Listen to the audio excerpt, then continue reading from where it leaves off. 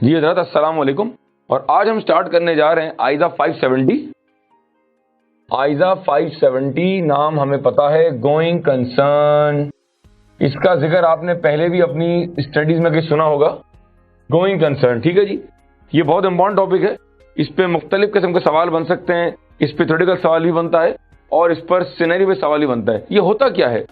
What is going concern? What is going concern?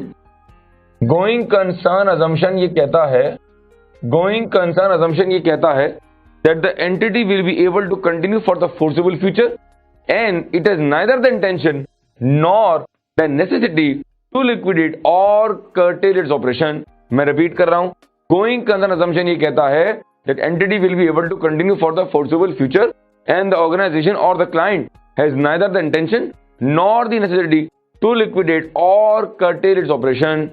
ठीक है जी, ये इसको हम कहते हैं गोइंग कंसर्न अजम्पशन। याद रखें मेरे बच्चे, जब भी कंपनी अपने अकाउंट्स बनाती है, जितने अकाउंट्स नॉर्मली बनते हैं जो आपने अपने अर्ली स्टेज में देखे होंगे, जब एक अकाउंट्स नॉर्मल बनते हैं तो वो हमेशा गोइंग कंसर्न अजम्पशन पर बनते हैं। किस बेस पर बनते हैं? वो हमेशा बनते हैं गोइंग कंसर्न अजम्पशन की बेसिस के ऊपर। सर क्या मतलब है इस बात का? इसका मतलब ये होता है that the entity will be able to continue for the foreseeable future. और इस केस में जब अजम्पशन वैलिड होगा तो जो बैलेंस शीट बनेगी वो कुछ ऐसे बनेगी, करंट एसेट्स भी आ रहे होंगे, नॉन करंट एसेट्स भी आ रहे होंगे, करंट लायबिलिटी भी आ रही होगी और नॉन करंट लायबिलिटी भी आ रही होगी। इसका मतलब है कि फाइनेंशियल स्टेटमेंट बिल्कुल नॉर्मल बेस पे बने होंगे, जैसा कि नॉर्मली बनने चाहिए। ऑडिट की दुनिया में गोइंग कंसर्न का क्या मतलब है? इसमें हमारी जिम्मेदारी क्या है? ऑडिटर कौन से प्रोसीजर करेगा और इसका रिपोर्ट पे क्या इम्पैक्ट आएगा, ये हमारी कवरेज होगी। तो जो हमारे इस टॉपिक की कवरेज है वो मैं यहाँ नोट कर रहा हूँ, आप नोट करेंगे। सबसे पहले हमें देखना है कि गोइंग कंसर्न अजम्पशन होता क्या है, जो मैंने अभी बताया आपको। What is going concern assumption? Number 2 हम इसको पढ़ेंगे, मैनेजमेंट की जिम्मेदारी क्या है और हमारी जिम्मेदारी क्या है। Responsibility, responsibility of management and those charge with governance. Third हमें पढ़ना है कि इसमें ऑडिटर की जिम्मेदारी क्या है, रिस्पॉन्सिबिलिटी ऑफ एक्सटर्नल ऑडिटर, यह हमें पता करना चाहिए। नंबर 4 पे आ रहा है, इसमें हमने प्रोसीजर्स क्या करने हैं, audit procedures. Audit procedures in the case of going concern assumption, in the case of going concern assumption. Repeat कर रहा हूं, हमने क्या क्या पढ़ना है आइजा 570 में, हमारी कवरेज में क्या क्या होगा। पहले तो हमने पढ़ना है कि गोइंग कंसर्न अजम्पशन होता क्या है। नंबर 2 मैनेजमेंट की जिम्मेदारी क्या है। नंबर 3 ऑडिटर की जिम्मेदारी क्या है। नंबर 4 हमने पढ़ने के एक ऑडिटर गोइंग कंसर्न के हवाले से कौन से प्रोसीजर्स करेगा। और आखिर में आ रहा है most important, impact on the audit report. Her topic का अंजाम याद रखिएगा, ऑडिट में हर टॉपिक का अंजाम कहां आएगा कि रिपोर्ट पे क्या इंपैक्ट पड़ेगा।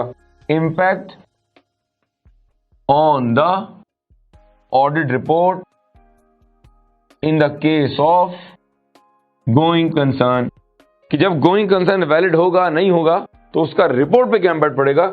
ये हमारे टॉपिक की ये 570 की कवरेज है। अब मैं बात का आगाज करता हूं। सर गोइंग कंसर्न से क्या मतलब है? गोइंग कंसर्न से मतलब यह है कि क्या कंपनी अगले 12 महीने सर्वाइव कर सकती है। ऑडिट की दुनिया में, ऑडिट की दुनिया में जब हम गोइंग कंसर्न कहते हैं, इसका मतलब क्या होता है? इसका मतलब ये, मिसाल के तौर पे अगर ये कंपनी की बैलेंस शीट डेट है, सपोज करें ये है 2017 और ये हमारी बैलेंस शीट डेट है for the year ended December 31, 2017।